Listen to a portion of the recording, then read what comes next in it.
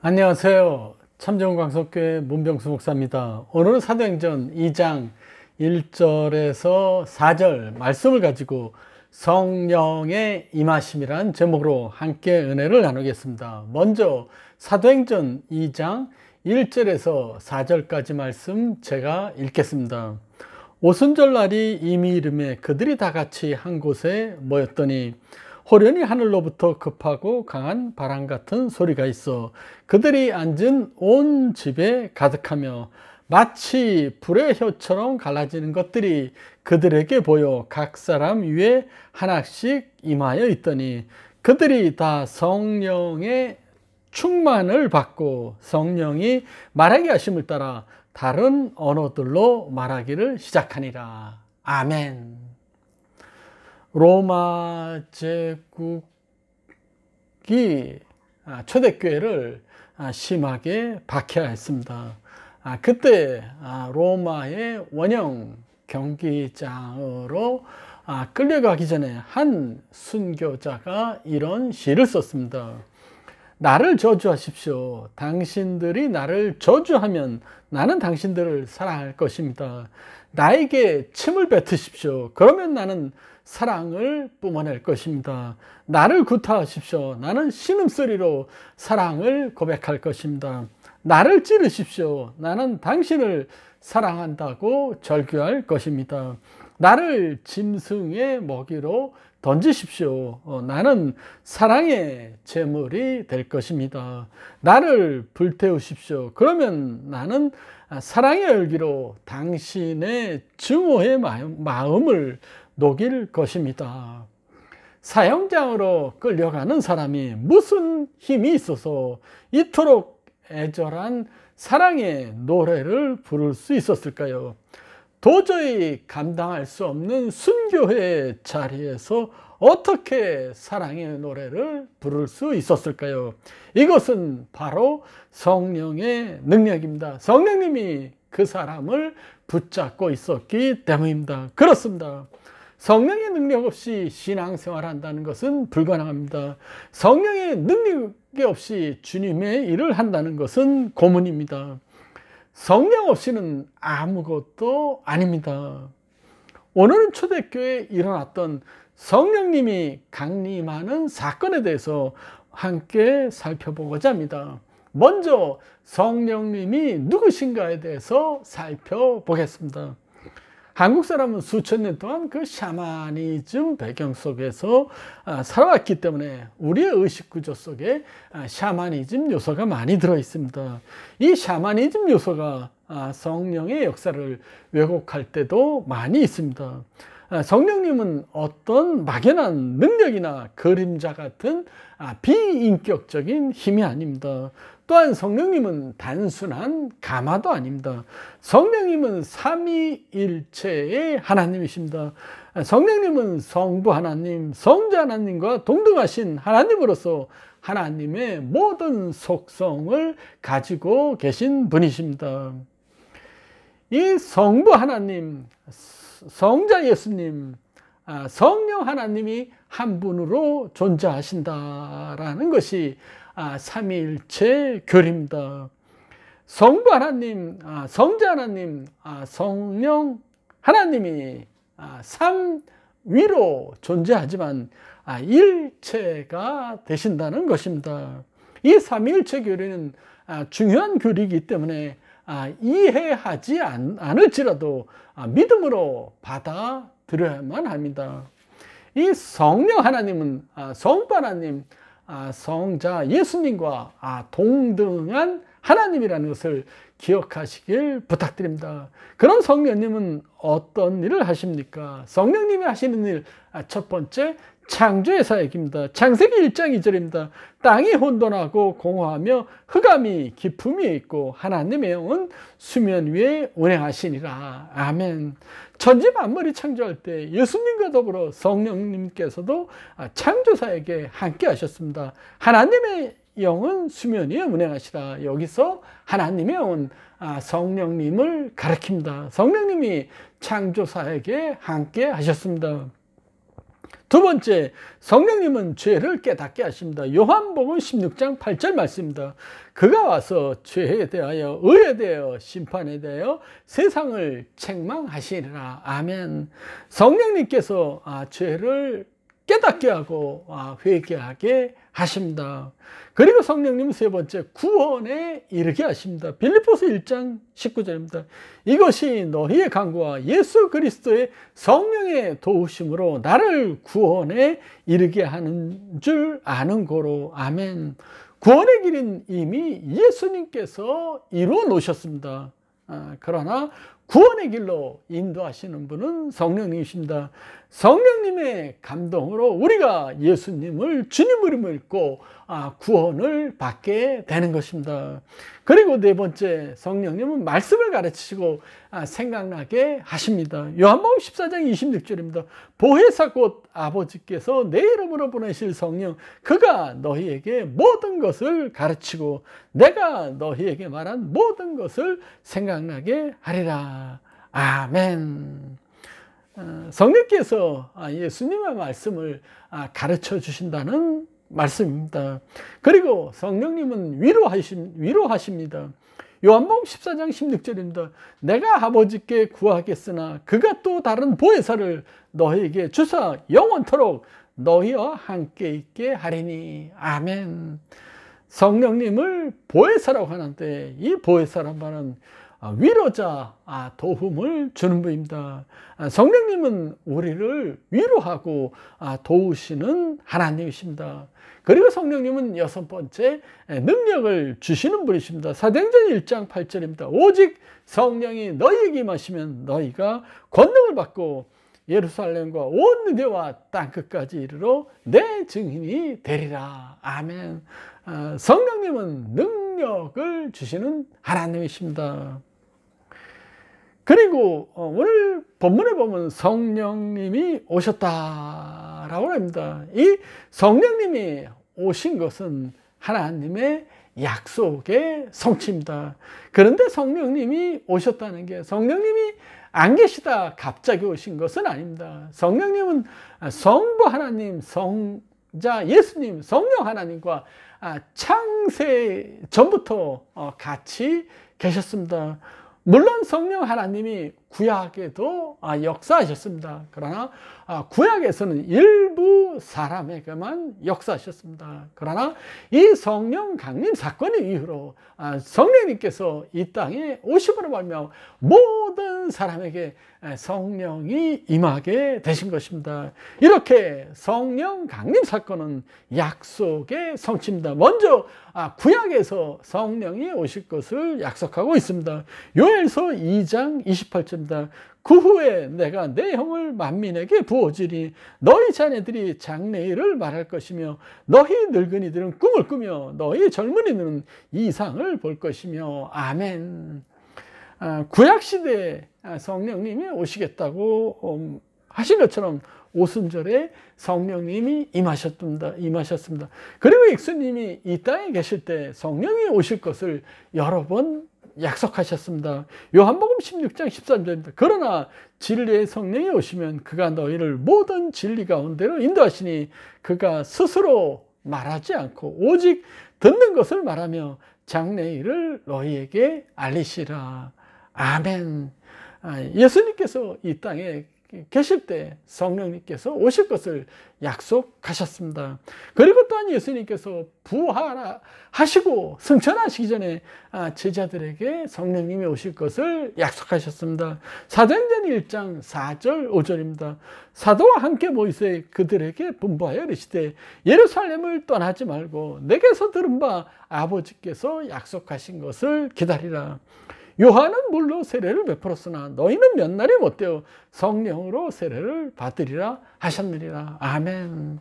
이와 같이 성령님은 갑자기 오신 것이 아닙니다. 하나님의 약속에 때가 찾아 이미 계셨던 성령님께서 약속하신 대로 우리들에게 오신 것이었습니다. 그럼 성령님은 언제 강림하셨습니까? 1절 말씀 보면 오순절 날이 이미 이르매 그들이 다 같이 한 곳에 모였더니. 아멘.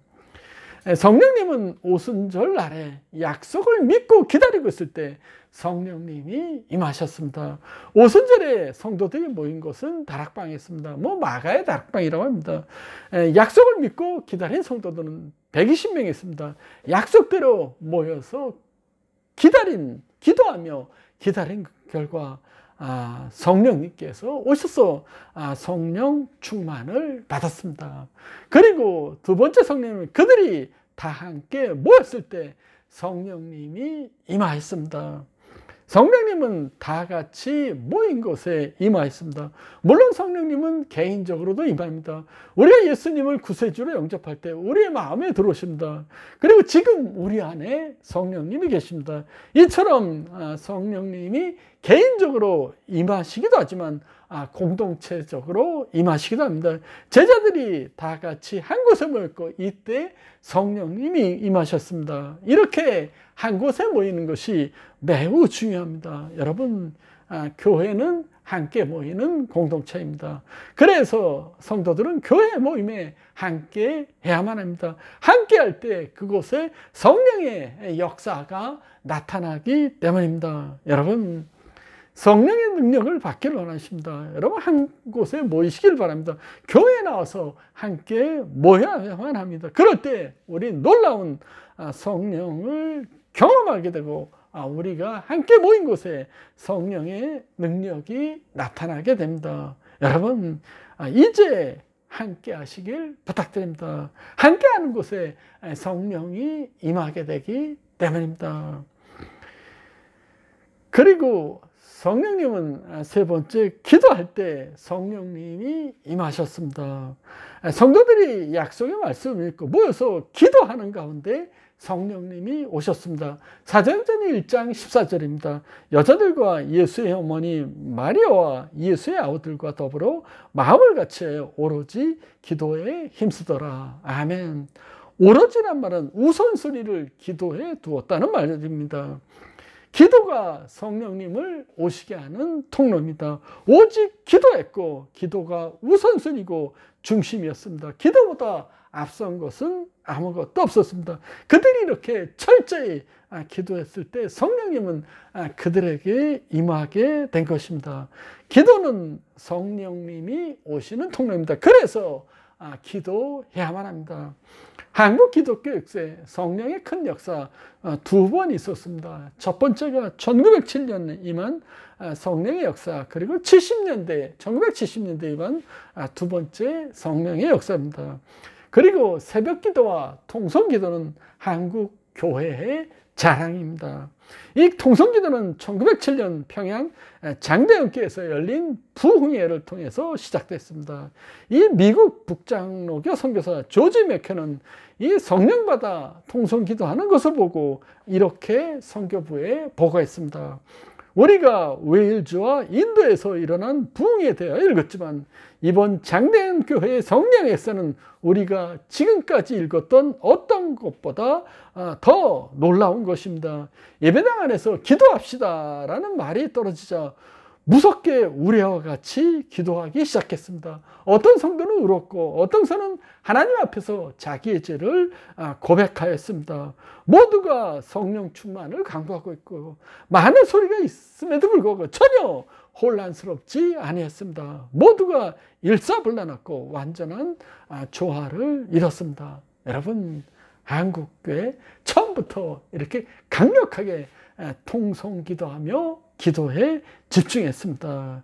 새벽마다 성도들이 모여서 기도했습니다. 그렇기 때문에 그것에 놀라운 성령의 역사가 나타났던 것이었습니다. 여러분, 기도하는 곳에 성령이 임합니다. 그래서 우리도 기도해야만 합니다. 성령이 임하도록 사모하며 기도해야만 합니다. 그리고 성령님이 어떻게 임하셨습니까? 2절 3절 말씀 읽겠습니다. 호련히 하늘로부터 급하고 강한 바람 같은 소리가 있어 그들이 앉은 온 집에 가득하며 마치 불의 혀처럼 갈라지는 것들이 그들에게 보여 각 사람 위에 하나씩 임하여 있더니. 아멘.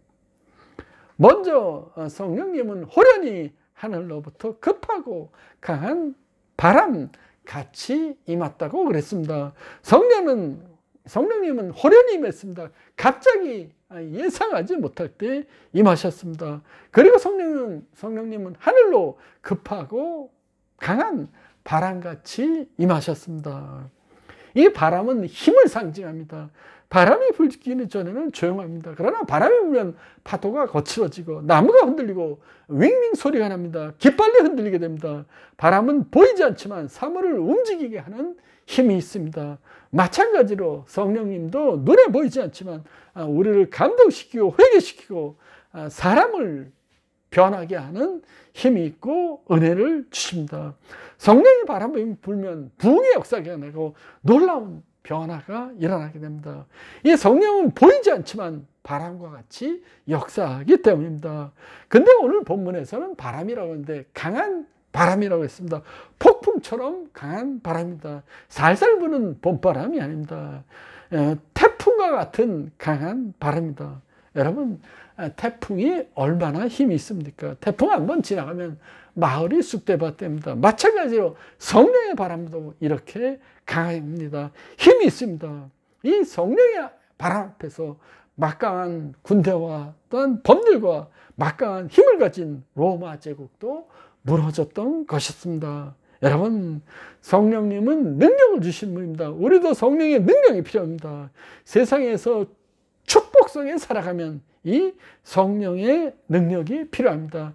또한 하나님께서 우리에게 주신 사명을 감당하려면 능력이 필요합니다. 이 능력을 받으려면 먼저 성령 충만을 받으시길 부탁합니다. 그리고 기도하시기 바랍니다. 그러면 성령님께서 여러분에게 능력을 주실 것입니다. 그리고 성령님이 어떻게 하면 불의 혀가 저처럼 갈라진 것처럼 그들에게 임했다라고 했습니다. 이 불의 혀같이 했습니다. 이 불의 혀같이라는 단어에 보면 실제로 불에 타는 모습을 그리고 있는 것입니다. 이 혀가 불의 모습처럼 이렇게 불이 나게 되면 우리가 불이 이렇게 일어나잖아요. 혀처럼 이렇게 왔다 갔다 한다 그러잖아요. 불이. 그래서 불의 혀같이 성령이 임했다라고 말씀하고 있는 것입니다. 불타는 불꽃처럼 혀가 갈라는 것처럼 이렇게 하늘에서 성령이 임했다는 것입니다. 이 구약 성경에는 하나님의 임재를 불로 표현하는 곳이 많습니다. 열왕기상 18장 38절입니다. 이에 여호와의 불이 내려서 번제물과 나무와 돌과 흙을 태우고 또 도랑의 물을 핥은지라. 아멘. 450명의 바알 선지자와 엘리야가 갈멜산에서 영적 대결을 하고 있습니다. 누가 먼저 불이 내리나 경쟁을 했습니다. 바알 선지자들 450명이 모여서 아침부터 저녁까지 춤추며 소리지며 제사했지만 전혀 불은 임하지 않았습니다. 그 다음에 엘리야가 제단을 쌓고 나무와 모든 것을 갖고 고랑을 파고 물을 뿌렸습니다. 그리고 엘리야는 단 한 번 기도했습니다. 하나님이여 응답하소서라고 기도했습니다. 그때 하늘에서 불이 냈습니다. 단 한 번 기도에 하늘에서 여호와의 불이 내서 번제물과 나무와 돌과 흙을 태우고 고랑에 있는 물을 다 핥아버렸습니다. 그렇습니다. 구약시대는 이렇게 일부 선지자에만 불이 임했습니다. 그러나 오순절 시대에는, 신약시대에는 이 성령의 불을 믿는 모든 성도들에게 불이 임하게 됐습니다.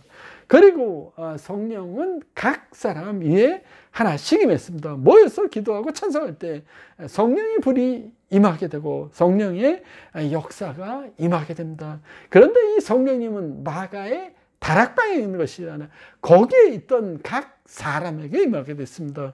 그렇습니다.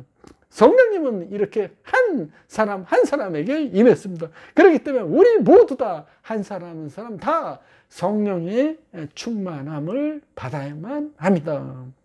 그리고 성령이 임하면 어떻게 됩니까? 4절 보면 그들이 다 성령의 충만함을 받고 성령이 말하게 하심을 따라 다른 언어들로 말하기를 시작하니라. 아멘.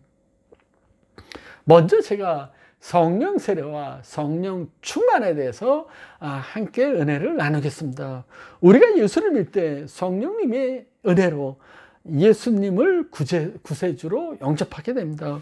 우리가 예수 믿을 때 성령님이 우리 마음 가운데 들어와서 내주하게 됩니다. 우리가 예수 믿을 때 성령님이 우리 마음 가운데 임하게 되는 것을 성령 세례라고 합니다. 성령 세례는 우리가 예수 믿을 때 예수님을 주님으로 영접할 때 임하는 축복입니다. 그래서 성령 세례는 단 일생에 한 번 예수 믿을 때 한 번 받는 것입니다. 그리고 성령 충만은 내 안에 내주하시는 성령님께서 나를 온전히 사로잡고 지배하셔서 내가 성령님의 강력한 인도에 순종하는 상태를 성령 충만이라고 하는 것입니다. 우리는 성령 충만의 의미를 제가 다시 설명하겠습니다. 이 성령 충만이 옛날 부흥사들이 그냥 여러 가지를 오해할 만한 말을 많이 했습니다. 그러나 여러분, 제가 지금 성령 충만에 대한 정의를 다시 얘기했습니다. 잘 들어보시기 바랍니다. 성령 충만하면 내 안에 계신 성령님이 나를 온전히 사로잡고 지배하고 성령님께서 나를 인도하실 때 내가 온전히 순종하는 상태, 그것이 바로 성령 충만하게 됩니다. 그렇기 때문에 성령 충만하게 되면 내가 능력을 받게 되고, 내가 성령님의 인도하시면 온전히 순종하게 되면 나를 통해서 성령의 열매가 맺게 되는 것입니다.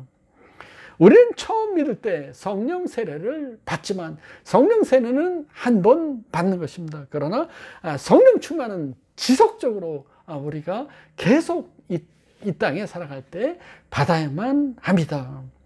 여러분, 오늘 우리들에게 임한 성령님, 우리와 함께 하십니다. 우리가 예수 믿을 때 우리에게 성령님이 이미 들어와 계십니다. 이제 우리가 구하는 것은 성령 충만해야 됩니다. 초대교회에 약속하신 것은 성령 강림이라면 이제는 우리들에게 약속하신 것은 성령 충만입니다. 그렇기 때문에 성령 충만을 구하면 주님께서 주시겠다고 약속하셨습니다. 그렇기 때문에 성령 충만을 받으시길 부탁드립니다. 그리고 성령이 임하자 성령 충만을 받고 다른 언어로 말하기 시작했습니다. 여기서 사도행전에서 말한 다른 언어, 외국어입니다.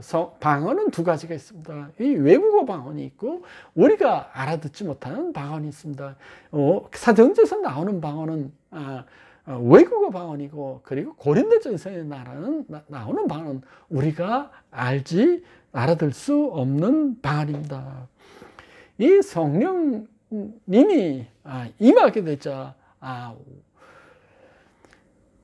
외국어 방언을 하기 시작했습니다. 창세기 11장에 보면 사람들이 교만해서 바벨탑을 쌓자. 그때 하나님께서 언어를 혼잡하게 하시고 바벨탑 건설을 무산시켰습니다.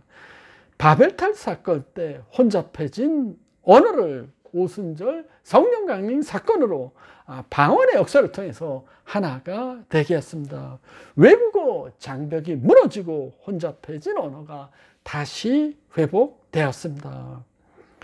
죄로 말미암아 언어가 혼잡해졌지만 성령의 강림을 통해서 다시 회복되는 성령의 시대가 임하게 된 것이었습니다. 여러분, 오늘 배운 거 다시 요약해 보겠습니다.